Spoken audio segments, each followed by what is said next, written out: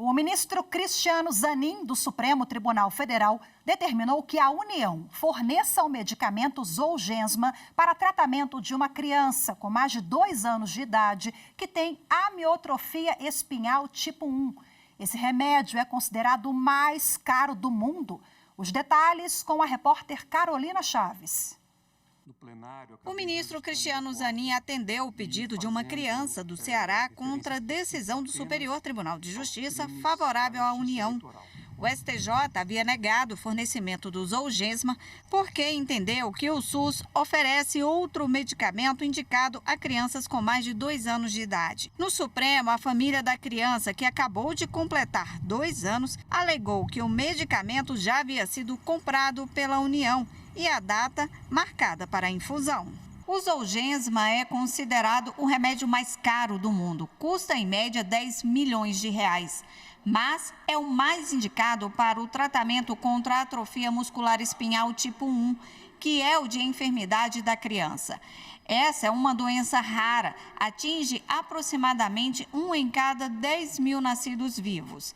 Ela interfere na capacidade do corpo de produzir proteína, impedindo o paciente de realizar atividades simples, como caminhar, comer e até respirar.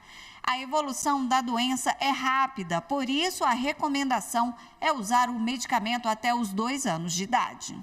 O ministro Cristiano Zanin aceitou os argumentos da defesa e lembrou jurisprudência do próprio Supremo de que o fornecimento do remédio não pode ser negado com base na idade. Zanin levou em conta ainda que o tratamento já reconhecido pela Anvisa e incorporado ao SUS é a única forma comprovada cientificamente de garantir a essa criança o direito constitucional à saúde e à vida. Bom, e agora para a gente repercutir esse caso concreto e falar também sobre a judicialização da saúde, eu converso ao vivo, de forma remota, com a advogada Paula Moura, que é especialista em direito médico. Doutora Paula, muito boa tarde, seja bem-vinda. Olá, boa tarde a todos e todas, um prazer estar aqui com vocês. Prazer é nosso. Bom, a gente apresentou na reportagem agora esse caso que se refere à medicação Zolgensma, né, que já foi incorporada à lista de medicamentos do SUS, o Sistema Único de Saúde. Mas explica pra gente, doutora, por que esse imbróglio todo? A família precisou recorrer ao Poder Judiciário mais uma vez. Essas demandas que envolvem a cobertura, né, de medicamento, que é o que a gente trata aí dentro do cenário da judicialização da saúde, elas costumam ser bem peculiares em razão das diversas peculiaridades que cada processo, que cada paciente traz, que envolve aí a possibilidade ou não de ter acesso a determinado medicamento, né? Seja na esfera pública, seja na esfera privada, né? Na esfera pública pelo SUS e na esfera privada que envolve a cobertura pelos planos de saúde, né? Cada demanda vai ter que ter uma análise no sentido técnico, científico, que isso sempre também é abordado, se naquele caso o medicamento é aplicado ou não, principalmente quando a gente está diante de doenças raras, de medicamentos que não é o caso, né, de ser experimental, mas em várias demandas envolve medicamento experimental ou medicamento de uso off-label, né, quando está fora da bula, ou eventualmente não houve ainda a aprovação pelos órgãos de vigilância, né, de cada país. Então a gente tem aqui algumas questões que envolvem a parte técnica de liberação de laudo, né, e também os limites, às vezes, orçamentários, os limites que a gente tem aí da reserva do possível em relação à cobertura de determinados medicamentos cujo custo é muito elevado, né?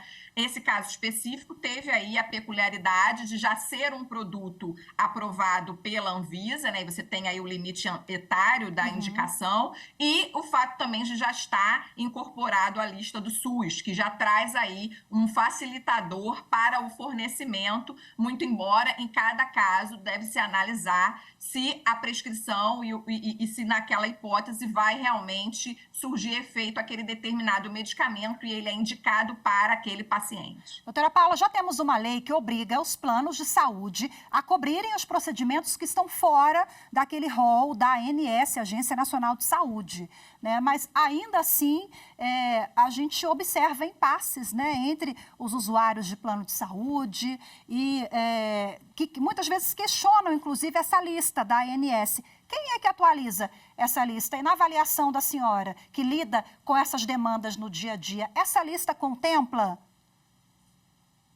A gente tem aí um grande complicador no sentido da atualização das listas, porque ela que vai aí direcionar a cobertura de determinados exames ou tratamentos de saúde, né? E aí a gente tem a Agência Nacional de Saúde, a ANS, que vai trazer aí essa lista que ela sofre uma atualização e existe todo um procedimento para a atualização dessa lista, mas que a gente sabe que as demandas em termos de novas tecnologias, novos tratamentos, né, descobertas, aí às vezes nem sempre a lista contempla a necessidade, o que já tem de ponta em termos de tratamento para determinadas doenças, né? Então, acaba que muitas das vezes não acompanha a necessidade da população a atualização das listas, né? Seja a da ANS, seja também a por parte do próprio Rename, e a gente tem a lista, né, do SUS. Então, a gente precisa aí ter um acompanhamento mais célere das demandas para que essas listas sejam atualizadas e evitar com isso também a judicialização. Muito embora, como eu disse, a peculiaridade de cada caso pode gerar que em determinada análise, mesmo que às vezes esteja na lista, há um entendimento, às vezes técnico-científico, de que não se enquadraria aquele quadro clínico do paciente naquela indicação. Então, ainda tem essas discussões de cunho técnico-científico que envolve aí a medicina e essa relação, né, entre o direito e a medicina tão presente nas demandas que envolvem a judicialização da saúde. Doutora, a chamada judicialização da saúde é um fenômeno, digamos assim, entre aspas, que a gente vê crescendo, sobretudo na última década, né? É um fenômeno brasileiro? Ou em outros países nós também temos esse cenário semelhante do cidadão bater a porta do Poder Judiciário para conseguir um medicamento, um leito, ou acelerar ali o trâmite em um atendimento, uma cirurgia? Eu não posso falar de forma tão assim ampla de todos os países, mas aqui eu vou trazer um pouquinho a realidade de Portugal, por exemplo, que é o ordenamento que eu mais estudei, né, em termos de comparação com o Brasil. Ele vai ter uma realidade diferente do sistema brasileiro, né? Inclusive, esse caso que envolve esse medicamento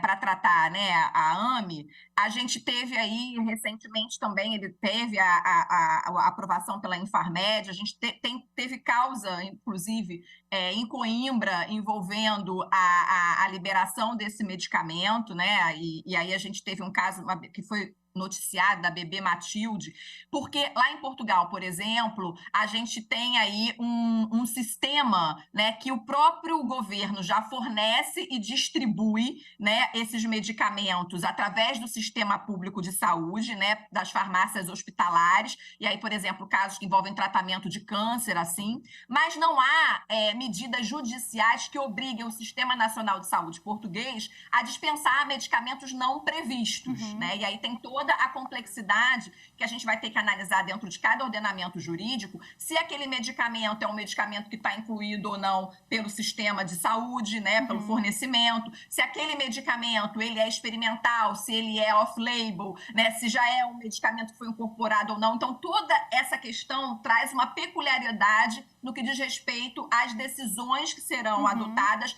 para a cobertura ou não de um determinado medicamento, né? Então, existem requisitos, por exemplo, em Portugal, muito restritos para que seja dispensado determinado medicamento, né? Eles não vão ultrapassar, né, aqueles critérios já bem definidos, principalmente quando se trata de medicamento on-label, né? Então, são os medicamentos que são lá as hipóteses que estão previstas lá na bula, diferente do off-label, né? Mas então, é claro que cada caso é um caso. Claro que cada caso é um caso, né, doutora? Mas aqui no Brasil, o Poder Judiciário tem sido bem sensível a essas questões. Até me recordo ao argumento do ministro Zanin, agora nesse caso concreto do Zolgensma, ele fala, olha, saúde é um dever do Estado, né? Emprestar a saúde é um direito à vida, envolve a vida, algo muito maior, né? Doutora, esse assunto rende, né? Ficaremos aqui mais um tempão conversando. Infelizmente, o nosso tempo é curto. Eu quero agradecer muito a sua participação, Paula Moura, ao vivo, aqui conosco. Boa tarde para a senhora, viu? Eu que agradeço. Obrigada a todos. Espero que essas demandas aí tenham êxito, né, para garantir o direito à saúde, mas ponderando em cada caso concreto. Obrigada. Perfeito. Muito obrigada mais uma vez. Tchau, tchau.